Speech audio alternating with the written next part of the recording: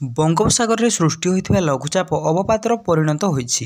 ଏହା ଅଧିକ ଶକ୍ତିଶାଳୀ ହୋଇ 8 ତାରିଖ ସକାଳ ସୁଦ୍ଧା ବାତ୍ୟାରେ ପରିଣତ ହେବାର ସମ୍ଭାବନା ରହିଛି। 9 ତାରିଖ ରାତି ସୁଦ୍ଧା ଏହା ଭୀଷଣ ରୂପ ନେଇ ଉତ୍ତର ଦିଗକୁ ଗତି କରିବ।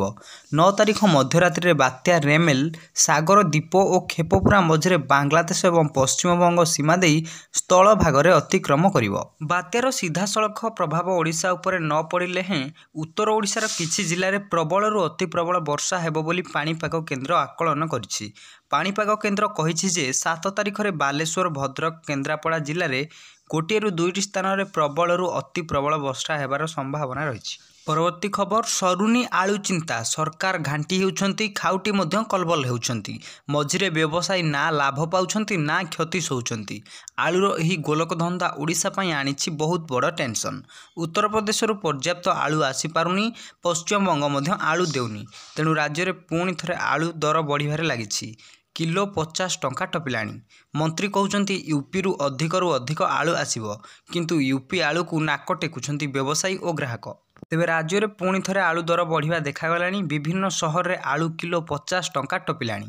ସପ୍ତାହ ତଳେ କିଲୋ 60 ଟଙ୍କା ଟପିଥିବା ଆଳୁ ଦର ନିୟନ୍ତ୍ରଣକୁ ଆସିବ ବୋଲି ଆଶା କରାଯାଉଥିଲା, କିନ୍ତୁ ଉତ୍ତରପ୍ରଦେଶରୁ ପର୍ଯ୍ୟାପ୍ତ ଆଳୁ ନ ଆସିବାରୁ ପୁଣି ରାଜ୍ୟରେ ଆଳୁ ସଙ୍କଟ ଦେଖାଗଲାଣି। ପରବର୍ତ୍ତୀ ଖବର, ବଢ଼ୁଛି ବାଂଲାଦେଶରେ ହିଂସାକାଣ୍ଡ। ବାଂଲାଦେଶ ବର୍ତ୍ତମାନ ଏକ ଭୟଙ୍କର ଅରାଜକତା ସମୟ ଦେଇ ଗତି କରୁଛି। ପ୍ରବଳ ହିଂସା ମଧ୍ୟରେ ଶେଖ୍ ହସିନା ପ୍ରଧାନମନ୍ତ୍ରୀ ପଦରୁ ଇସ୍ତଫା ଦେଇ ବାଂଲାଦେଶ ଛାଡ଼ି ଭାରତ ଆସିଯାଇଛନ୍ତି। ଏହାପରେ ସେଠାରେ ସଂଖ୍ୟାଲଘୁମାନଙ୍କ ଉପରେ ବଡ଼ ଧରଣର ଆକ୍ରମଣ ମଧ୍ୟ ଆରମ୍ଭ ହୋଇଛି। ପୂର୍ବରୁ ଯେପରି ବିଶ୍ୱାସ କରାଯାଉଥିଲା, ବର୍ତ୍ତମାନ ବାଂଲାଦେଶର ବହୁ ସଂଖ୍ୟକ ଲୋକ ସୀମା ପାର କରି ଭାରତକୁ ପ୍ରବେଶ କରିବାକୁ ଚେଷ୍ଟା କରୁଛନ୍ତି। ଏଭଳି ପରିସ୍ଥିତିରେ ସୀମା ସୁରକ୍ଷା ବାହିନୀ ବା ବିଏସ୍ଏଫ୍ ବାଂଲାଦେଶୀ ନାଗରିକଙ୍କୁ ସୀମା ପାର କରିବାକୁ ଅଟକାଉଛନ୍ତି। ବିଏସ୍ଏଫ୍ର ଜଣେ ବରିଷ୍ଠ ଅଧିକାରୀ ସୂଚନା ଦେଇଛନ୍ତି ଯେ ବହୁ ସଂଖ୍ୟକ ବାଂଲାଦେଶ ନାଗରିକ ଆଜି ସନ୍ଧ୍ୟାରେ ଉତ୍ତର ବଙ୍ଗଳାର ଅନ୍ତର୍ଜାତୀୟ ସୀମାରେ ବିଭିନ୍ନ ସ୍ଥାନରେ ଏକାଠି ହୋଇଥିଲେ। ବାଂଲାଦେଶର ଲୋକମାନେ ଭାରତ ପ୍ରବେଶ କରିବାକୁ ଚେଷ୍ଟା କରୁଥିଲେ। ଏଭଳି ପରିସ୍ଥିତିରେ ବାଂଲାଦେଶ ସୀମା ସୁରକ୍ଷାକର୍ମୀ, ନାଗରିକ ପ୍ରଶାସନ ଏବଂ ବିଏସ୍ଏଫ୍ ଯବାନଙ୍କ ସହାୟତାରେ ସେମାନଙ୍କୁ ରୋକାଯାଇଛି।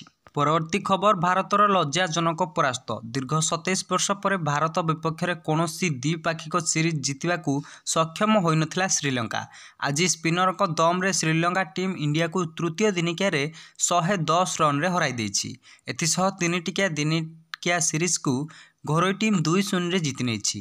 ପ୍ରଥମ ଦିନିକିଆ ଟାଏ ହୋଇଥିଲା। ଭାରତ ଦିନିକିଆ ବିଶ୍ୱକପ୍ର ରନର୍ସ ଅପ୍ ହୋଇଥିବା ବେଳେ ନିକଟରେ ଟି20 ବିଶ୍ୱକପ୍ ମଧ୍ୟ ଜିତିଥିଲା। ଭାରତ ଭଳି ଚାମ୍ପିୟନ୍ସ ଟିମ୍ ବିପକ୍ଷରେ ଶ୍ରୀଲଙ୍କା 21 ଶତାବ୍ଦୀରେ କୌଣସି ସିରିଜ୍ ଜିତିବାକୁ ସକ୍ଷମ ହୋଇନି। ଗୌତମ ଗମ୍ଭୀରଙ୍କ କୋଚିଂରେ ଭାରତୀୟ ଟିମ୍ ଶ୍ରୀଲଙ୍କାଠାରୁ ଦିନିକିଆ ସିରିଜ୍ ହାରି ଲଜ୍ଜାଜନକ ରେକର୍ଡର ଅଧିକାରୀ ହୋଇଛି। ଗୌତମ ଗମ୍ଭୀର ଶ୍ରୀଲଙ୍କା ବିପକ୍ଷ ସିରିଜରୁ ଟିମ୍ ଇଣ୍ଡିଆ ସହ ତାଙ୍କ କୋଚିଂ କ୍ୟାରିୟର ଆରମ୍ଭ କରିଥିଲେ। ଦଳ ତାଙ୍କ କୋଚିଂରେ ଶ୍ରୀଲଙ୍କାକୁ ଟି20 ସିରିଜରେ ମୂଳ କୋଚ୍ କରିଦେଇଥିଲା। ହେଲେ ଦିନିକିଆ ସିରିଜରେ ଦଳ ମାଟି କାମୁଡ଼ିଛି। 1997ରେ ଶେଷଥର ପାଇଁ ଶ୍ରୀଲଙ୍କା 3-0ରେ ଭାରତକୁ ଦିନିକିଆ ସିରିଜରେ ହରାଇଥିଲା। ଏହାପରେ ଖେଳାଯାଇଥିବା ପ୍ରାୟ 11ଟି ଦ୍ୱିପାକ୍ଷିକ ସିରିଜରେ ଭାରତ ସବୁବେଳେ ବିଜୟୀ ହୋଇ ଆସୁଥିଲା, କିନ୍ତୁ ଏଥର ଶ୍ରୀଲଙ୍କା ମାଟିରେ ଭାରତ ସିରିଜ୍ ପରାଜୟର ଲଜ୍ଜା ମୁଣ୍ଡାଇଛି।